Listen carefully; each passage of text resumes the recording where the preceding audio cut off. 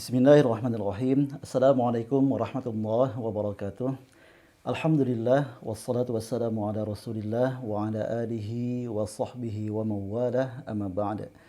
Para pecinta Al-Qur'an yang dimuliakan Allah Subhanahu wa taala, pada kesempatan ini kita akan membahas terkait dengan kesalahan yang sering sekali terjadi ketika kita melafalkan hukum idgham bi gunnah.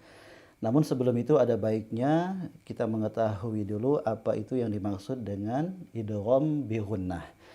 Idgham artinya memasukkan, maksudnya adalah memasukkan huruf yang sukun kepada huruf yang berharokat atau huruf yang mati kepada huruf yang hidup. Adapun yang dimaksud dengan bi gunnah yaitu dengan gunnah dengung, ya, yakni mengeluarkan suara dengung dari rongga hidung. Nah, maka idgham bi gunnah di sini termasuk pada hukum nun sukun atau tanwin, yaitu membunyikan gunnah ya pada huruf-huruf idgham bi gunnah. Nah, adapun huruf-huruf idgham bi gunnah tersebut ada 4, yaitu huruf nun, mim, ya dengan waw. Nah, para pecinta Al-Qur'an, perlu kita ketahui di sini bahwasanya di dalam hukum idgham secara umum ya, karena dia memasukkan, maka dilihat dari sempurna tidaknya memasukkan suatu huruf itu, dia terbagi kepada 2 jenis. Nah, ada idgham kamil ya, yaitu idgham yang sempurna. Maksudnya adalah memasukkan suatu huruf kepada huruf yang berikutnya ya secara sempurna. Artinya huruf yang pertama tidak lagi terbaca. Ya, sempurna terbaca hanya pada huruf yang kedua ya, pada huruf yang berikutnya. Nah, yang kedua adalah idgham nakis. Nah, ini adalah idgham yang tidak sempurna atau kurang masuknya. Nah, artinya tidak sempurna 100% masuk kepada huruf yang kedua atau huruf idgham. Nah, pada hukum idgham bi gunnah ya, yang termasuk kepada idgham kamil, idgham yang masuk secara sempurna itu ada 2 huruf, yaitu huruf nun dan huruf mim. Nah, di sini sangat jarang sekali terjadi kesalahan. Ya, karena dengan seseorang itu membaca nun sukun atau tanwin, maka secara otomatis dia masuk ke dalam dengungnya, ya, ke rongga hidungnya.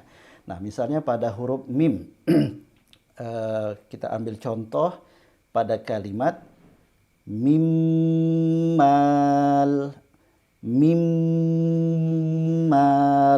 Nah, maka masuk hidung dan dia 100% masuk ke huruf mim. Contoh pada huruf nun misalnya pada kalimat min nahar, min nahar. Nah, ini juga ya secara otomatis masuk ke hidung karena gunnah atau dengung itu adalah sifat asli yang ada pada huruf nun dan juga mim. Nah, berbeda halnya ya pada huruf ya dan waw.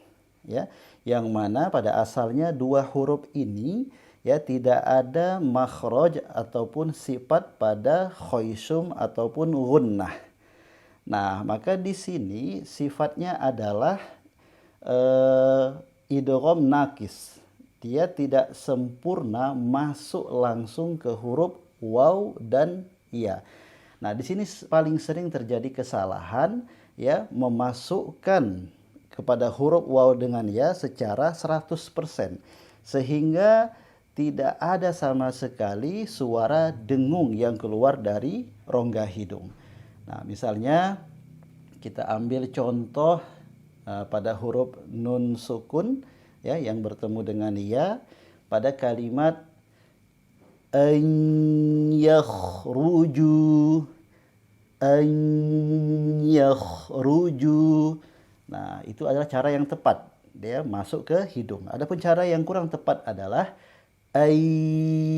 ayyakhruju ya, secara 100% masuk ke huruf ya, tanpa ada sedikit pun suara dengung bawaan dari nun, huruf nun sukun. Saya ulangi, ayyakhruju. Nah, ini kurang tepat, ya. Contoh berikutnya, ya, misalnya tanwin bertemu dengan huruf iya. Ya, misalnya pada kalimat hisaban yasira. Ya, ini yang cepat. Hisaban yasira. Nah, dia masuk dengung, ya.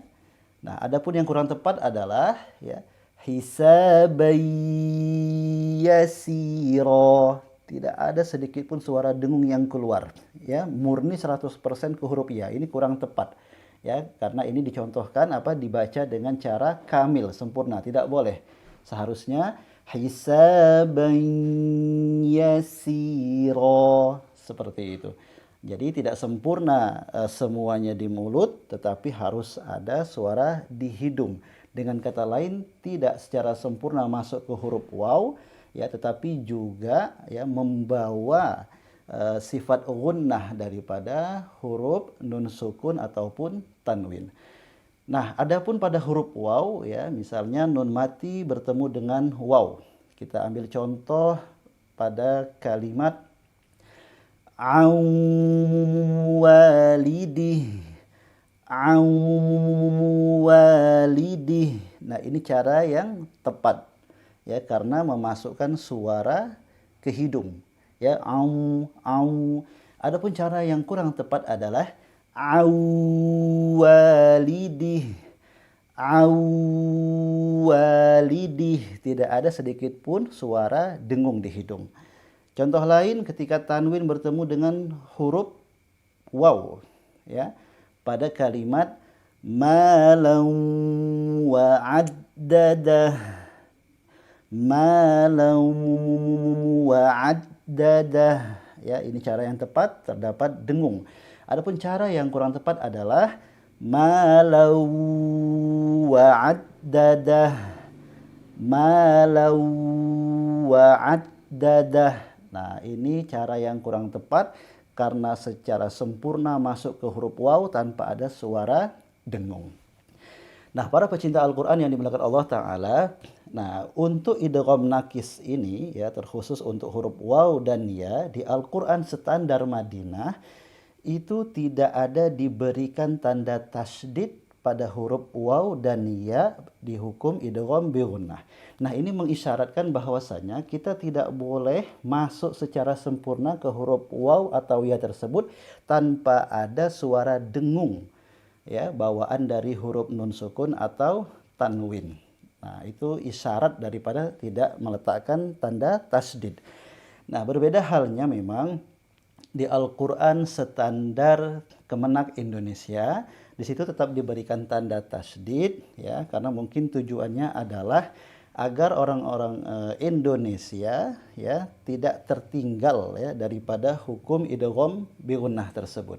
Ya, misalnya pada kata malau wa'addadah, dikhawatirkan nanti, ya, dibaca malan wa'addadah. Jadi diberikan tasydid agar jelas di situ masuk malau wa'addadah.